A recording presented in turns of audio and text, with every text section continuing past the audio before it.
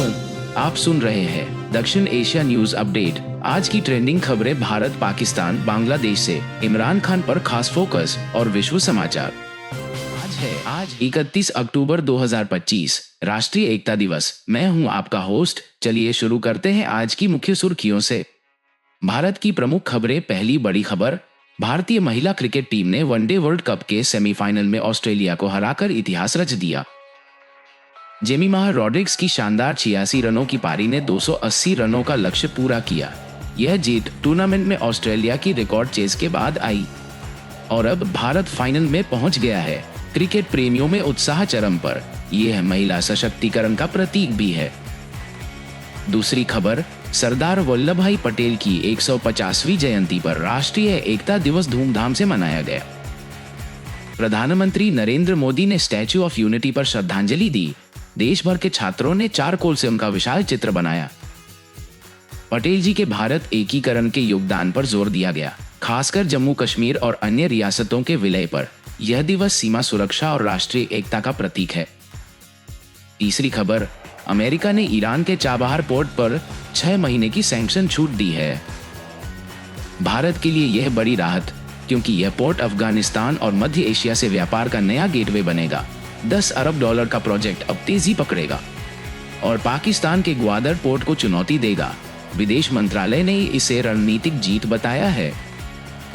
चौथी खबर, मुंबई पुलिस ने 17 अपहृत बच्चों को एक ट्रैफिकिंग रिंग से मुक्त कराया। महाराष्ट्र पुलिस की रेड में गिरोह का सरगना गिरफ्तार। बच्चे ग्रामीण इलाकों से लाए गए थे। यह घटना शहरी अपराध और बाल सुरक्षा पर बहस छेड़ रही है। NCRB के अनुसार ऐसे मामलों में 20% वृद्धि हुई है। नई अपडेट, मुंबई में होस्टेज क्राइसिस का दुखद अंत। एक बिजनेस स्थल पर घुसपैठिए ने बंधक बनाया। पुलिस ने घंटों की मुठभेड़ के बाद उसे मार गिराया, लेकिन एक बंधक की जान चली गई। यह घटना शहरी सुरक्षा प्रणाली पर सवाल उठा रही है। पाकिस्तान और इमरान खान फोकस। पाकिस्तान अफगानिस्तान सीमा पर युद्ध विराम 1 हफ्ते के लिए बढ़ाया गया है।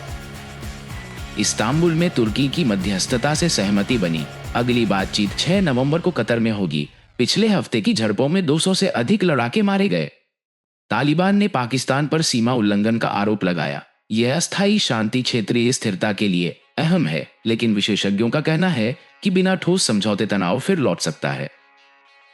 तालिबान ने पाकिस्तान को कड़ी चेतावनी दी है। अफगान गृह मंत्री सिराजुद्दीन हक्कानी ने कहा, धैर्य की परीक्षा मत लो, वरना परिणाम भुगतोगे। तालिबान ने आग से खेलने की धमकी दी। UN रिपोर्ट में दक्षिण एशिया में स्पिल ओवर जोखिम पर चिंता जताई गई है। भारत की नई घातक मिसाइल खरीद से पाकिस्तान, चीन और बांग्लादेश ने हड़कंप। यह सिस्टम लक्ष्य को नाम से नष्ट कर सकता है। पश्चिमी सीमा पर त्रिसेवा अभ्यास त्रिशूल के साथ जोड़ा जा रहा है। पाकिस्तानी मीडिया इसे प्रॉक्सी वॉर बता रहा है, जबकि भारत का कहना है यह केवल रक्षात्मक कदम है। अब इमरान खान पर स्पेशल फोकस। जेल में रहते हुए भी इमरान का PTI पर नियंत्रण बरकरार है। खैबर पख्तूनख्वा कैबिनेट को इमरान के निर्देशों से अंतिम रूप दिया गया। सिर्फ 10 सदस्य, लीन गवर्नेंस पर जोर। CM सोहेल अफरीदी ने कहा, PTI अपना भविष्य खुद तय करेगी। लेकिन इमरान से चौथी बार मुलाकात की अनुमति न मिलने पर विवाद। अफरीदी ने मुल्क सेयाहत किया पर YouTube पर बयान जारी किया। अदालत के आदेश के बावजूद राज्य हस्तक्षेप के आरोप लगाए गए। इसके अलावा पंजाब में PTI में आंतरिक कलह। इमरान के निर्देश, डर्टी लॉन्ड्री बाहर मत धो। फिर भी सलमान अकरम राजा और अलिया हमजा के बीच ट्विटर वॉर। यह प्रांतीय कंट्रोल पर गहराता मतभेद दिखा रहा है। विशेषज्ञों का कहना है इमरान की जेल से रणनीति पार्टी को एकजुट रख रही है, लेकिन चुनौतियां लगातार बढ़ रही है। बांग्लादेश की खबरें। बांग्लादेश चीन की कक्षा में और गहराई से उतर रहा है। मोहम्मद यूनुस सरकार सुरक्षा और अर्थव्यवस्था में बीजिंग से और करीब आ रही है। इंफ्रास्ट्रक्चर डील्स पर विशेष फोकस।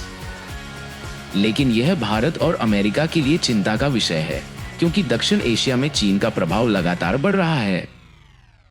तीसरी खबर, एनसी चुनाव से पहले जुलाई चार्टर की मांग की। जुलाई विद्रोह पर आधारित नया संविधान चाहिए। राजनीतिक तनाव बढ़ता दिख रहा है।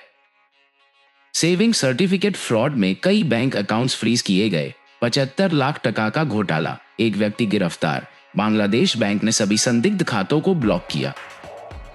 और पुरानी लेकिन फिर ट्रेंडिंग खबर, यूनुस ने पाक जनरल को नक्शा गिफ्ट किया जिसमें पूर्वोत्तर भारत को बांग्लादेश का हिस्सा दिखाया गया। भारत में आक्रोश बढ़ा। विश्व समाचार पहली खबर, डोनाल्ड ट्रंप ने अमेरिका में न्यूक्लियर टेस्ट दोबारा शुरू करने का संकेत दिया। रैली में उन्होंने 30 साल पुराने प्रतिबंध हटाने की बात कही। वैश्विक निरस्त्रीकरण पर खतरा बढ़ा, यूएन ने चिंता जताई है। 2024 की चुनावी बहस में हाउसिंग कॉस्ट भी हॉट टॉपिक बनी हुई है। दूसरी खबर, शी जिनपिंग का पैसिफिक समिट पुश, कनाडा और जापान के नेताओं से मुलाकात। यूएस चीन ट्रेड ट्रूस के बाद एशिया प्रशांत क्षेत्र में स्थिरता पर फोकस। तीसरी खबर, यूएन ने दक्षिण एशिया के जोखिमों पर चेतावनी दी। पाक अफगान डील में ब्रेक थ्रू न होने से स्पिल ओवर का डर बरकरार है।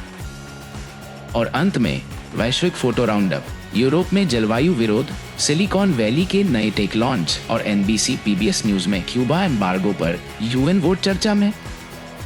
तो ये थी आज की ट्रेंडिंग खबरें। क्षेत्रीय तनाव से लेकर वैश्विक घटनाओं तक अधिक अपडेट्स के लिए जुड़े रहिए दक्षिण एशिया न्यूज अपडेट के साथ।